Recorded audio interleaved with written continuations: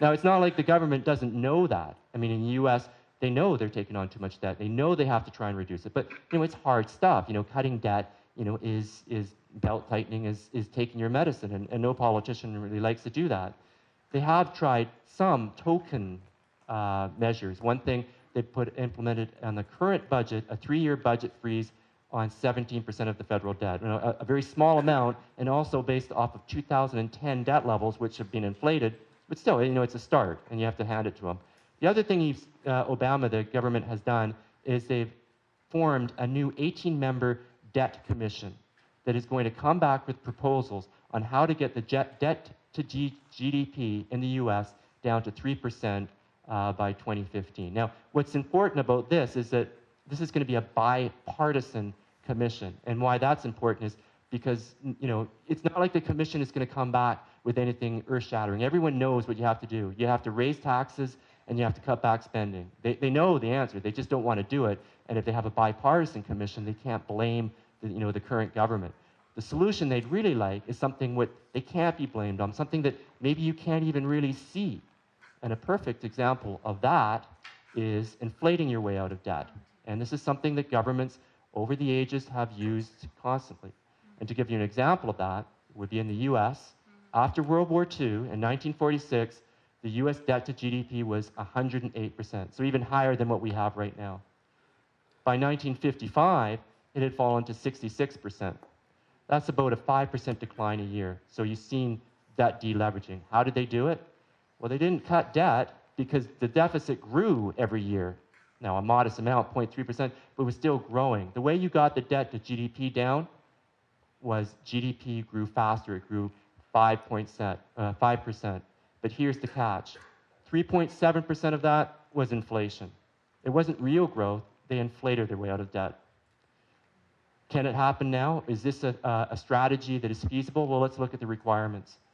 One of the things you need for a strategy like this to work is you need a long-term, your debt, your current outstanding debt needs to be relatively long-term. It's just like a mortgage you would have personally. If you have a variable rate mortgage and inflation and interest rates go up, you're just paying more on your mortgage. You're no further ahead. If you have a 5-year fixed, interest rates go up, you're fixed for 5 years, you're fine. So the longer the term, the more successful this strategy would be. In 1946, the average term on the existing debt was 9 years. Very long, perfect for that strategy. Today it's about just under 4 years. Not as good, but probably still doable. The other thing that is preferable is you need to start off from a low base. If you're going to increase inflation, you need to be not too high when you start it. 1945, inflation was 2.3%. Today, it's 1.6%. So that's a perfect environment. Inflation's low. It's a perfect environment to try and move that up higher. The other thing that would be nice is you would like some of your debt to be held externally. And why is that? Well, because if we're talking about higher inflation and higher interest rates, it's as with bonds, if you increase interest rates, the value of the bonds go down. And it would be nice if your own citizens didn't bear all of the costs. So it'd be nice if some external investors like Japan and China that hold 48% of the US debt bared some of that burden. Now, the advantages of inflating your way out of debt, just as we said, foreign debt holders bear some of the burden, which is perfect. The other thing is currency. When you have a higher inflation rate, your currency is going to go down.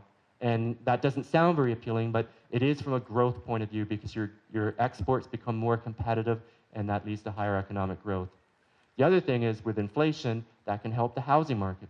Before we said a lot of homes were underwater, higher inflation, assuming they have a fixed mortgage, that's going to help them with their loan to value and help them be able to refinance their mortgages.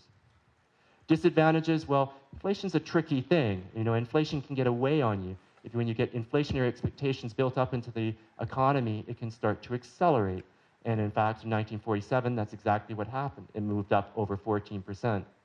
The other thing is, as we mentioned before, eventually, you're going to have to renew that debt. You're going to have to roll it. And in the US right now, the average term is only 4 years. So on average, you're going to have to renew that in 4 years. The strategy really is, what you want to be able to do is increase inflation for a fixed period of time. Can you do that? Unlikely. But it's still, if you're a politician and you're choosing between belt tightening, which isn't going to win you any votes, and something that like inflation that's more hidden, that's appealing. And it's something we're not saying that this is going to happen. Actually, John and I disagree on this. He doesn't think this is an option.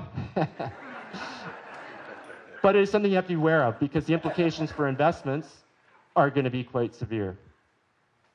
Now, when we look at the market right now, there's no sign of inflation. So if they are trying to do this, it's not working. And in the Q&A, we can talk about exactly what they can do if they want to try and get this inflation built up. But right now, as you can see, in January, CPI was up 0.2%, up 2.6% year over year, but a lot of that was due to energy being higher this year over last year. If you strip out food and energy, the core rate was only up 1.6%, as we said before. This is extremely low. So we don't see a lot of inflation in the market right now. And it's well below that sort of upper end of what the Federal Reserve would like to see it at 2%.